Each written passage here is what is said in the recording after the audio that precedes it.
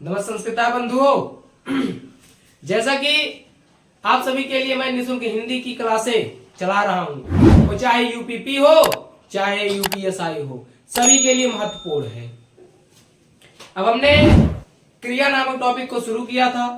हमने क्रिया के विषय में बताया, परिभाषा बताई, क्रिया क्या होता है, क्रिया के भेद बताए। आज मैं आप सभी के लिए कर्म के आधार पर क्रिया के भेदों की चर्चा करूंगा और सकर्मक क्रिया, अकर्मक क्रिया, एक कर्मक, द्विकर्मक, इन सब क्रियाएं होती क्या है मित्र, इन सब के विषय में मैं आपसे चर्चा करूंगा। और ध्यान दीजिएगा कि जब तक आपका कॉन्सेप्ट क्लियर नहीं रहेगा तब तक के लिए आप प्रश्न करने में असमर्थ रहेंगे, यानी कि प्रश्न को हल नहीं कर पाएंगे। तो आपको ले चलता हूं कहां भैया, कर्म के आधार पर क्रिया के भेद कितने हैं? कहा कि 2 हैं। अब वो आप पूछेंगे भैया वो कौन कौन है, उसको भी बताओ। तो मैं कहूंगा कि अकर्मक क्रिया और सकर्मक क्रिया। तो मैं पहले आपको अकर्मक क्रिया बता देता हूं। अकर्मक क्रिया क्या है? अकर्मक क्रिया क्या है बंधु? अकर्मक क्रिया। अब आप अकर्मक क्रिया को पकड़िए। आखिरकार अकर्मक क्रिया होती क्या है? अकर्मक क्रिया होती क्या है, इसको आप पकड़िए। कहा कि जिन क्रियाओं का व्यापार और फल कर्ता पर पड़ता है। जिन क्रियाओं का व्यापार और फल, जिन क्रियाओं का व्यापार और फल कर्ता पर पड़ता है,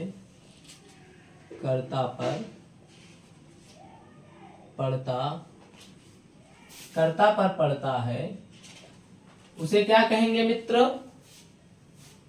वे अकर्मक क्रिया कहलाती है। वही क्या है? वही अकर्मक क्रिया कहलाती है। वही अकर्मक क्रिया कहलाती है। वही क्या है?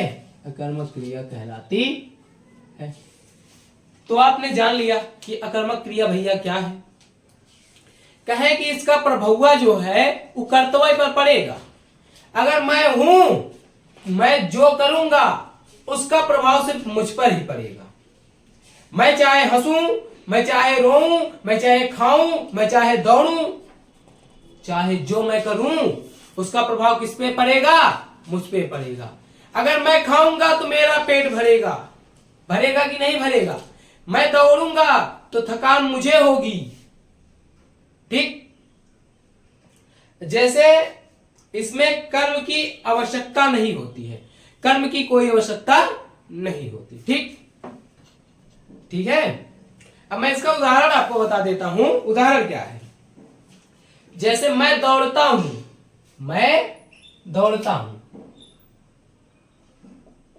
उदाहरण है मैं दौड़ता हूं। यहां क्या है भैया? मैं ही दौड़ रहा हूं ना, और तो कोई नहीं दौड़ रहा है। मैं कह दूं कृष्ण आता है, कृष्ण आता है, मोहन जाता है, रीता हंसती है, रीता हंसती है। रीता क्या कर रही है? रीता हंस रही है। और बिल्ली सोती है, या कहूं कि मोहन सोता है, मोहन सोता है। तो आप एक चीज जान लीजिए, सोना, रोना, खोना, हंसना, खाना पीना आदि जो आता है वो क्या होता है मित्रों, वो अकर्मक क्रिया के अंतर्गत आता है। ठीक है, अब मैं आपको बताऊंगा सकर्मक क्या है, तो आप सकर्मक को भी जानेंगे, तब तक के लिए इसको आप नोट कर लेंगे। ठीक है,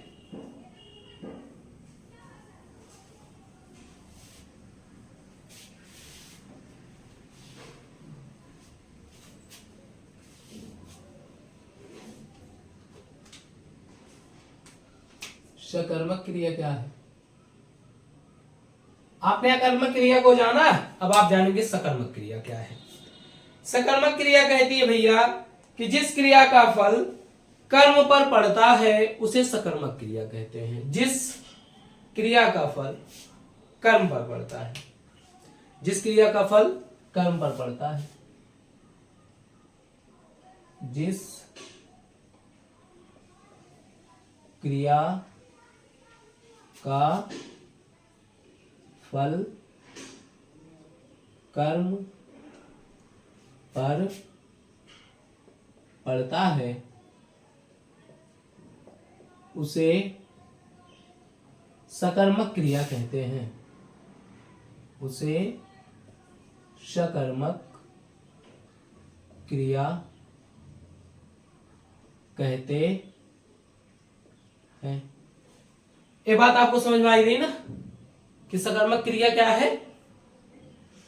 अब कहते हैं कि यही सकर्मक क्रिया आपकी दो प्रकार की होती है, एक तो एक कर्मक होती है, एक द्वि कर्मक होती है। ठीक, उससे पहले आप कुछ सुन लीजिए उदाहरण सकर्मक क्रिया के। जैसे राम रोटी खाता है, राम रोटी खाता है, कहेंगे कि राम रोटी खाता है। अब वहां अगर मैं आपसे कहूं कि अकर्मक क्रिया में अगर मैं कह रहा था कि अगर राधा हंसती है, तो अगर आप प्रश्न करेंगे कि क्या हंसती है, तो आपको वहां उत्तर नहीं मिलेगा। मगर इस सकर्मक क्रिया में अगर आप प्रश्न करेंगे कि जो राम खाता है, क्या खाता है, कहेंगे रोटी खाता है। अगर मैं अकर्मक क्रिया की बात करूं कि राम खाता है, तो आप क्या कहेंगे, क्या खाता है, तो वहां आपको उत्तर नहीं मिलेगा मित्रों। मगर यहां आपको उत्तर मिल रहा है कि राम जो है वो क्या खा रहा है, रोटी खा रहा है। बोलो, इतनी बात समझ में आई ना, समझ में आई कि नहीं। और क्या है, दादाजी पत्र लिख रहे हैं, दादाजी किसके लिए पत्र लिख रहे हैं भैया, दादाजी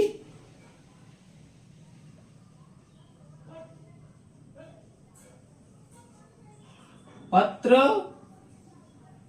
लिख रहे हैं।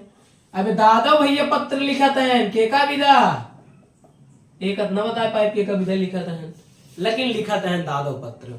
अब पूछवा दादा का लिखत हैं, उत्तर मिल जाए दादा पत्र लिखत हैं। क्या से उसका उत्तर मिल रहा है ना भैया, तो आप जान लीजिए कि सकर्मक क्रिया है। ठीक, अब मैं आपसे कह दूं कि दिनेश पुस्तक पढ़ता है, दिनेश पुस्तक पढ़ता है,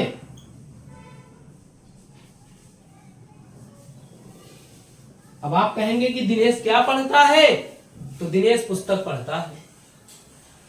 अब कहेंगे श्याम फल खाता है, श्याम फल खाता है। अब कहेंगे कि श्याम क्या खाता है, तो श्याम फल खाता है। मैं कह दूं सीमा गीत गाती है, क्या गाती है, गीत गाती है। सीता गीत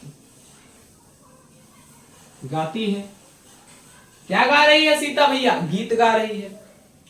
और कह दूं कि रमन पढ़ता है, या कहूं कि सोहन खाना बना रहा है, सोहन सोहन खाना बना रहा है। सोहन क्या बना रहा है मित्र? खाना बना रहा है। तो क्या से उत्तर मिल रहा है ना। जब आपको क्या से उत्तर मिल जाए मित्र तब सकर्मक क्रिया है, क्या से उत्तर ना मिले अकर्मक क्रिया है। इतनी बात आपको समझनी है, जाननी है। बड़ी सरलता से समझेंगे जब आप, तब आपको समझ में आएगी मेरी बातें। अगर आप उसको वैसे जाने देंगे तो आपको कुछ नहीं समझ में आएगा। जब तक आप परिभाषा को गहराई से नहीं समझेंगे, नहीं जानेंगे, तब तक आपके समझ में कोई बातें नहीं आएंगी। ध्यान देना, ठीक। इसको आप नोट कर लेंगे। उसके बाद मैं आपको एक कर्मक और द्विकर्मक क्रियाओं के बारे में बता दूं कि एक कर्मक क्रिया क्या है और द्विकर्मक क्रिया क्या है मित्रों, ठीक।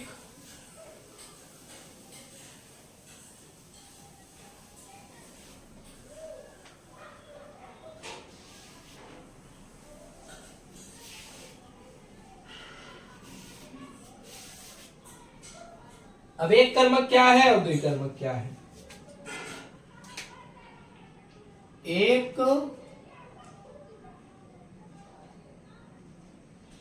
कर्मक आप लिख लीजिए यहां पे, एक कर्मक, हाँ एक कर्मक आप लिखे। अब एक कर्मक क्रिया क्या होती इसको आप समझिए। हमने तो आपको सकर्मक बताया भैया, क्या से उत्तर मिलना चाहिए, ये बात आपने समझी। अब वहां से फिर भेद उसका कह रहा है कि सकर्मक क्रिया होते और अकर्मक क्रिया होते। सकर्मक क्रिया और अकर्मक क्रिया आपने जानी। तब यहाँ क्या, एक कर्मक और द्विकर्मक। अब मैं एक कर्मक आपको क्या है उसको बता देता हूं। जिन क्रियाओं में एक ही कर्म होता है, जिन क्रियाओं में एक ही कर्म होता है वे एक कर्मक हैं। जिन क्रियाओं में एक ही कर्म होता है, एक ही कर्म होता है, एक ही कर्म होता है, वे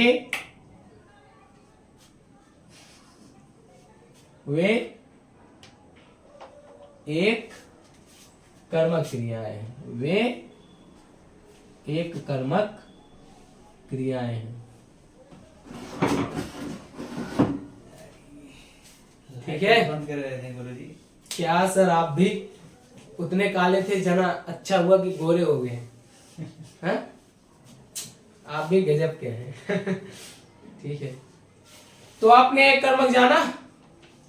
मैं कह रहा हूं कि जिन क्रियाओं में एक ही कर्म होता है वे एक कर्मक कहलाती हैं। अब कहेंगे भैया ये क्या है, एक कर्मक। एक कर्मक आखिर है क्या, इसको तो आप जानेंगे। कहें हाँ जानना तो चाहता हूं, तो आप बताएं उदाहरण के रूप में। जैसे मैं कहूं कि राधा जो है गेहूं पीसती है।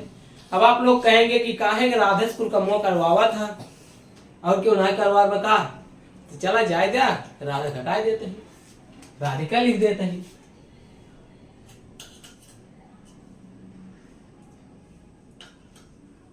राधिका गेहूं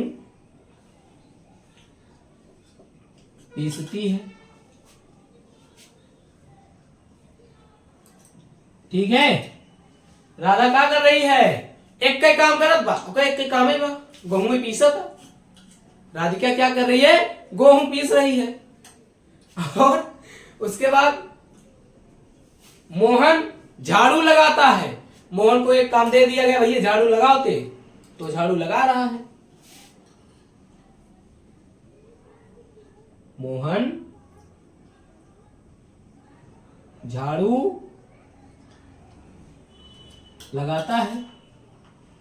तो जब मोहन झाड़ू लगाता है तो और काम कौन करता है, आते होंगे राम बलराम श्याम घनश्याम, ये सब आते होंगे, अपना काम करते होंगे, खाना वाना बनाते होंगे, ठीक है। अध्यापक छात्रों को पढ़ाया।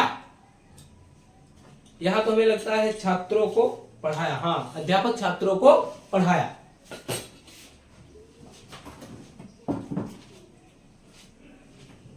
अध्यापक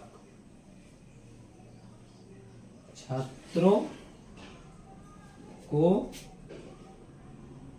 पढ़ाया। अध्यापक किसको पढ़ाया भैया? छात्रों को पढ़ाया। उसके बाद राधा मिठाई खा रही है। यार राधा में क्या, राधा को शुगर है। किरण मिठाई खा रही है। किरण मिठाई खा रही। अब आप ध्यान देंगे मित्र, यहां सिर्फ एक कर्म की प्रधानता हो रही है ना। जब एक कर्म की प्रधानता हो तो एक कर्मक। अभी आपको दो कर्म मिलेंगे तो वहां द्विकर्मक होगी। ठीक है, अब वो कैसे मिलेंगे उसको भी मैं बताता हूं, तब तक आप इतना नोट कर लेंगे। ठीक,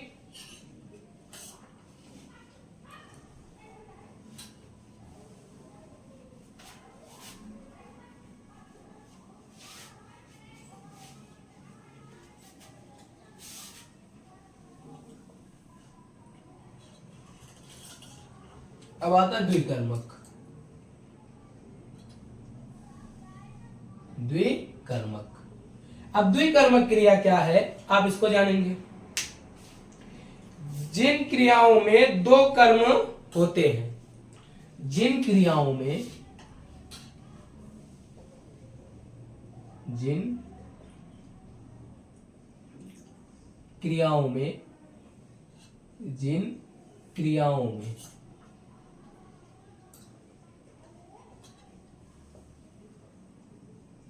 दो कर्म होते हैं, दो कर्म होते हैं, उन्हें द्विकर्मक क्रिया कहते हैं। उन्हें द्विकर्मक क्रिया कहते हैं। उन्हें द्विकर्मक क्रिया कहते हैं। ठीक, एक कर्मक और द्विकर्मक। अब द्विकर्मक क्रिया में क्या है महानता भैया? वहां तो एक कर्मक में एक कर्म हो रहा था, अब यहां द्विकर्मक यानी कि दो कर्म होना चाहिए। कैसे होगा? जैसे मैं कहूं कि राहुल ने राम को हिंदी पढ़ाया। राहुल ने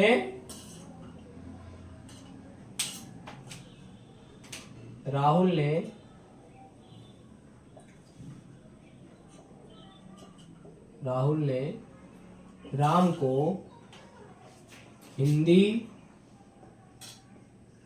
पढ़ाया है। अब आप कहेंगे कहां दो कर्म कहां है भैया? दो बार प्रश्न पूछो आप दो बार क्या लगा करके पूछो, अभी उत्तर मिल जाएगा। दो कर्म कहां है? अब आप कहेंगे राहुल किसको हिंदी पढ़ाया? उत्तर मिला कि राहुल ने राम को हिंदी पढ़ाया, मिला ना। फिर आप प्रश्न करेंगे कि राहुल ने राम को क्या पढ़ाया? तब फिर आपको उत्तर मिलेगा कि हिंदी पढ़ाया। दो कर्म हुए कि नहीं? इस तरह आपको समझना है मित्र, तब जाकर के आपको बड़ी सरलता से, बड़ी सहजता से हिंदी समझ में आएगी। वरना ये जो हिंदी की बिंदी है ना, समझ में आने वाली नहीं है। ठीक है, अब मैं आपके लिए समझ के मान के चलिए 7 किताब हमारे पास हैं, 7 किताब। अब 7 किताबों में समझ के चलिए कि 2 ही किताब से कुछ समझ में आता कि हाँ इन दोनों की परिभाषाएं सेम है, और इतने क्लिष्ट भाषाओं का प्रयोग किए हैं व्याकरणाचार्य कि मैं आपको क्या ही बताऊं। समझ में भी नहीं आता कि हरदेव बाहरी क्या किए हैं, वासुदेव नंदन क्या किए हैं, कामता प्रसाद गुरु क्या किए हैं, एनसीईआरटी क्या की है। जब आप 7-8 किताबों को खोलकर बैठेंगे ना, तब आपको नोट्स बनाना बड़ा मुश्किल होगा कि किसकी परिभाषा को हम धारण करें, किनकी परिभाषा को हम अपने जीवन में लाएं। जब ये सब कठिनाइयां आ जाती हैं, उसके बाद प्रीवियस ईयर उठाकर देखता हूं। ठीक है, तो इस तरह ये जो मैं आधे घंटे का लेक्चर लेकर आता हूं आपके लिए ना, 1 घंटे का जो लेक्चर लेकर आता हूं ना, इसके पीछे 4 से 5 घंटे की मेहनत होती है। तब जाकर के मैं आधा घंटा आप लोगों के बीच आ पाता हूं। इसमें ज्यादातर सहयोग हमारी जहार भैया का रहता है, तो उन्हीं के परामर्श से सब हो पाता है। अगर ये उतनी मेहनत ना करें तो शायद मैं यहां आ भी ना पाऊं। ठीक है, तो आपने क्या पढ़ा? राहुल ने राम को हिंदी पढ़ाया। उसके बाद हमने मोहन से मकान खरीदा। मोहन से मकान खरीदा।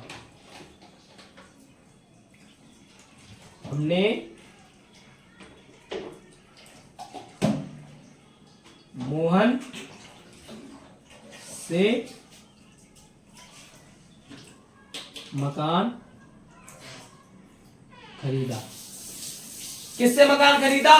मोहन से खरीदा। क्या खरीदा? मकान खरीदा। ठीक। रमन ने श्याम को एक थप्पड़ मारा चट्ट से गाल में। रमन ने श्याम को थप्पड़ मारा। ठीक। और क्या है? मोहन ने राधा से नाचना सीखा। मोहन ने राधा से नाचना सीखा।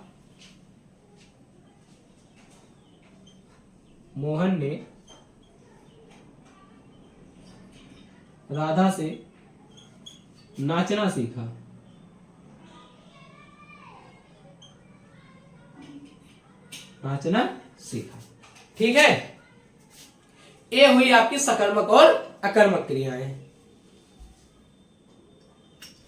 तो सकर्मक और अकर्मक क्रिया को आपने जान लिया। इसके बाद मैं जब अगले व्याख्यान में आप सबसे मिलूंगा, तो वहां आपको संयुक्त क्रिया क्या होती है, पूर्वकालिक क्रिया क्या होती है, प्रेरणार्थक क्रिया क्या होती है, कृदंत क्रिया क्या होती है, अनुकरणात्मक क्रिया क्या होती है, इस सब के विषय में चर्चा करूंगा। ये जो संयुक्त क्रिया है भैया ना, ये अकेले 11 प्रकार की है। कहीं कहीं 13 भी देखने को मिलता है, लेकिन मान्य जो है वो 11 है। हरदेव बाहरी जो है अपनी पुस्तक में 13 मानते हैं, मगर मैं तो 11 ही मानता हूं। वासुदेव नंदन 11 मानते हैं। ठीक, तो आप सब थोड़ा थोड़ा करके अपने सिलेबस को कंप्लीट करिए। ऐसा भैया आपको जो आप कोर्स लेते हैं ना, इस तरह का वहां मिलता है। और शायद भी जितना मैं यहां आपको बता रहा हूं, YouTube पर तो मिलना हमें लगता है कि अतिशयोक्ति की बात होगी, इतना मैटर। मगर आपकी जो इच्छाएं हैं, आपको डिजिटल बोर्ड अच्छा लगता है तो आप डिजिटल बोर्ड से पढ़िए, मत पढ़िए यहां से, कोई दिक्कत है नहीं। मगर अगर आप पढ़ेंगे तो ये मानकर चलना कि एक क्वेश्चन आपका छूटने वाला नहीं है। मगर ये नहीं कि एक बार वीडियो देख लिए, ओहो अब तो मजा आ गया। वीडियो देखो, 1 बार 2 बार 3 बार 4 बार 5 बार पढ़ो। मैं क्या करता हूं, एक श्लोक को अगर याद करना होता है तो 20 बार 30 बार पढ़ता हूं एक श्लोक को। एक परिभाषा को याद करनी होती तो 7 किताबों से 8 किताबों से उस परिभाषा को देखता हूं, तब परिभाषा बनाता हूं। ऐसे नहीं आप लोगों के बीच चला आता हूं। अगर वैसे चलाऊं ना तो एक शब्द बोलना मुश्किल हो जाएगा। तो आगे आपकी इच्छा, अगर आपको लगता है कि ये सब अच्छा लग रहा है तो आप हमारे चैनल IQ विस्तार को सब्सक्राइब करिए, बेल आइकन को दबाइए और नोटिफिकेशन जब ऑन रहेगा आपका तो वीडियो झट से आपके पास जाएगी और आप लेक्चर को देख पाएंगे, अपनी हिंदी में और संस्कृत में मजबूती ला पाएंगे।